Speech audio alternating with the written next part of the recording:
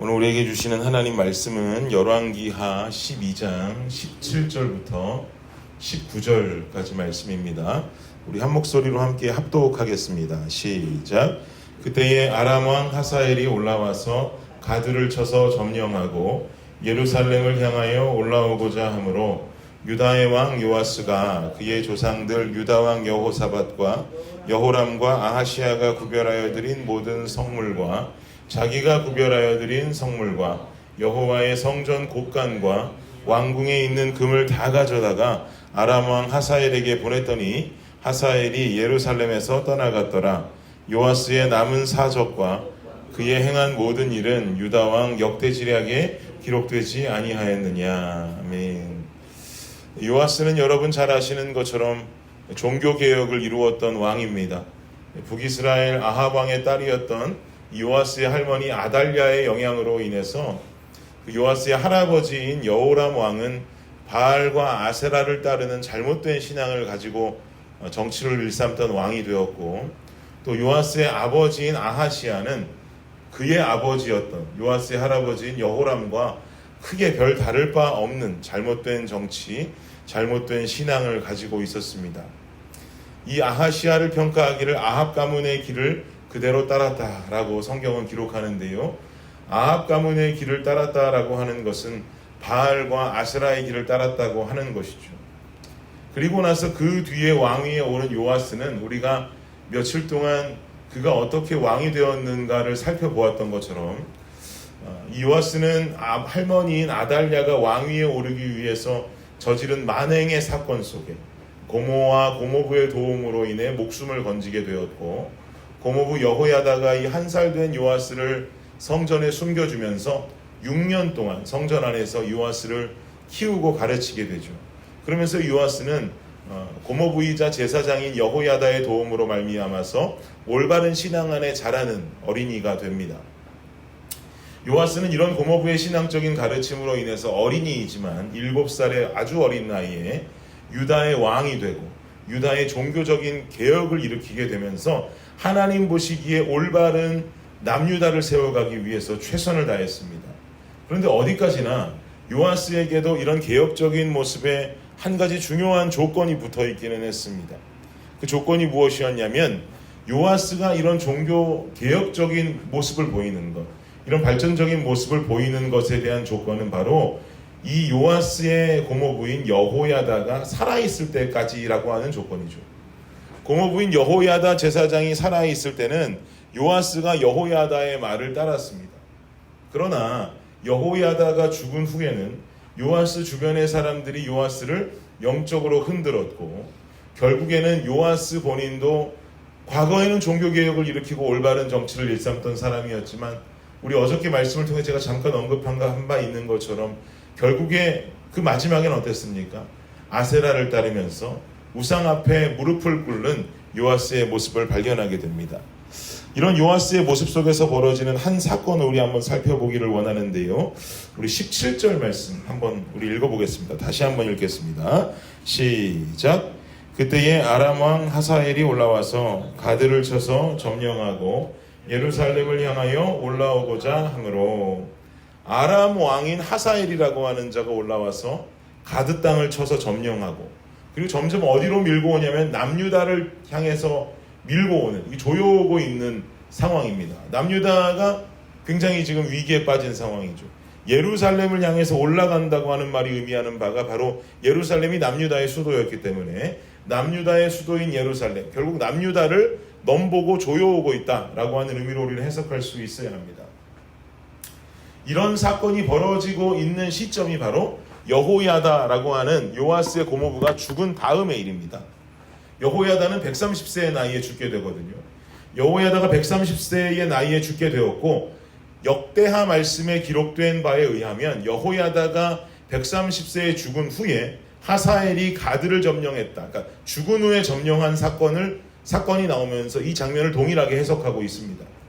이 말인즉슨 지금 현재 이 상황과 이 사건이 벌어지는 것, 하사엘이 가드를 치고 예루살렘으로 조여오는 이 사건이 일어나고 있는 때는 바로 요아스 왕이 정신 못 차리고 있을 때라는 거죠.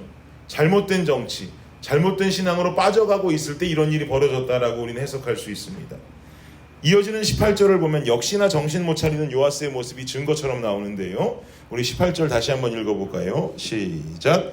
유다의 왕 요아스가 그의 조상들 유다 왕 여호사밧과 여호람과 아하시야가 구별하여 드린 모든 성물과 자기가 구별하여 드린 모든 성물과 여호와의 성전 곳간과 왕궁에 있는 금을 다 가져다가 아람 왕 하사엘에게 보냈더니 하사엘이 예루살렘에서 떠나갔더라.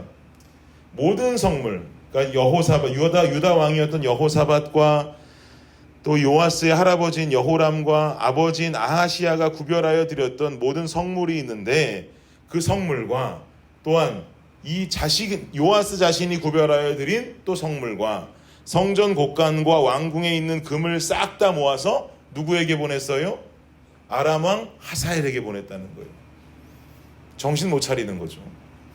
만약에 여호야다가 살아 있었다면 지금 요아스로 하여금 이거 금이랑 성물들 싹 다 가져다가 우리를 지금 쳐들어오려고 막 조여오고 있는 아람 왕 하사엘에게 가서 바치시면 그가 우리를 구해줄 것이니 가서 싹 다 바치고 오십시오. 이렇게 조언했을까요?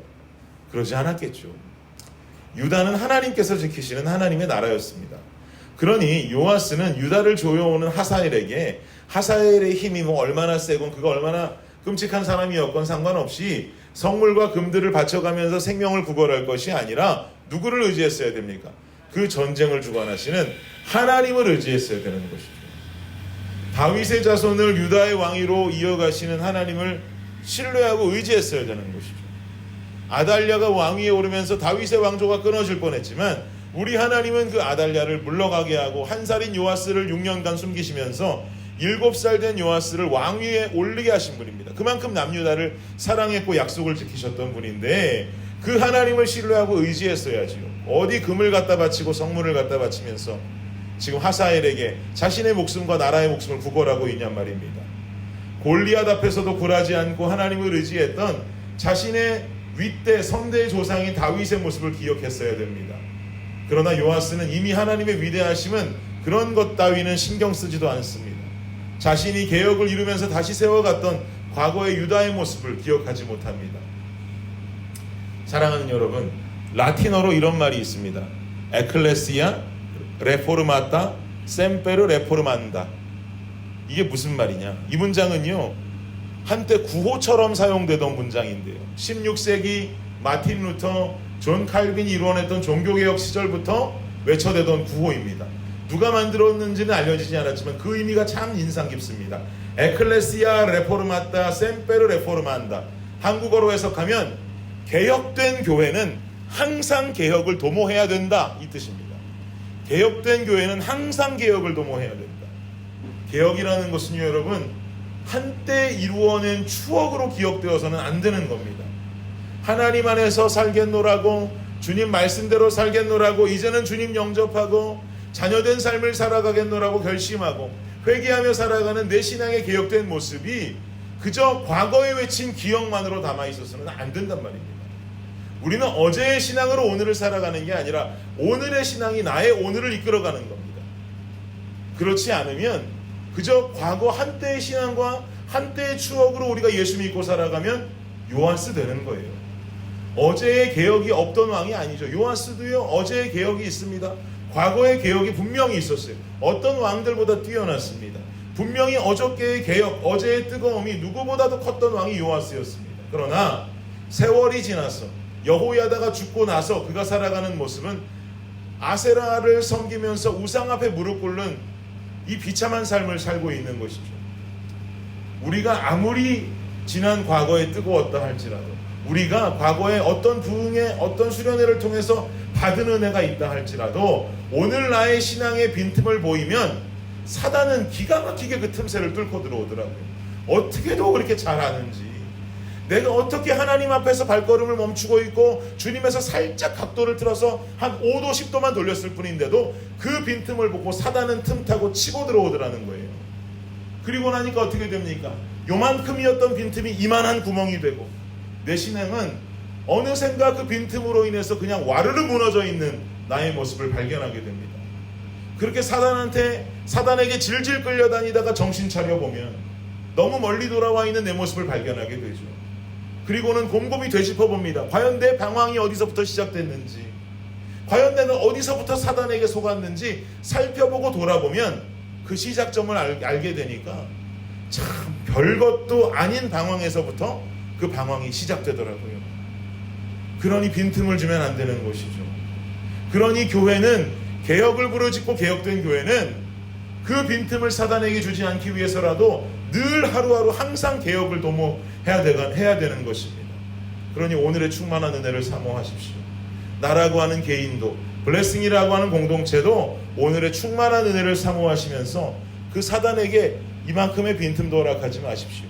기가 막히게 빈틈을 알아보는 사단은 뚫고 들어오고 구멍으로 만들고 내 인생을 완전히 하나님 앞에서 돌려버립니다. 오늘도 여전히 우리가 하나님 앞에 받은 과거의 은혜가 있고 내가 내 인생을 돌아보고 개혁하고 회개한 그 순간이 있었다면 오늘도 그 개혁을 끊임없이 항상 추구해 가십시오. 에클레시아 레포르마타 셈페로 레포르마한다. 우리가 이 말씀을 기억하면서 이 구호를 기억하면서 그래, 내 인생에 개혁이 있었다면 나는 항상 오늘도 내일도 주님 앞에 바로 서서 올바른 신앙을 간구하며 살겠노라고 하는 그 결단을 가지고 살아가며 승리를 경험하는 저와 여러분 되시기를 예수 그리스도의 이름으로 축복합니다. 기도하겠습니다. 주님 감사합니다. 우리의 어제의 기억은 오늘 안전하지 않습니다.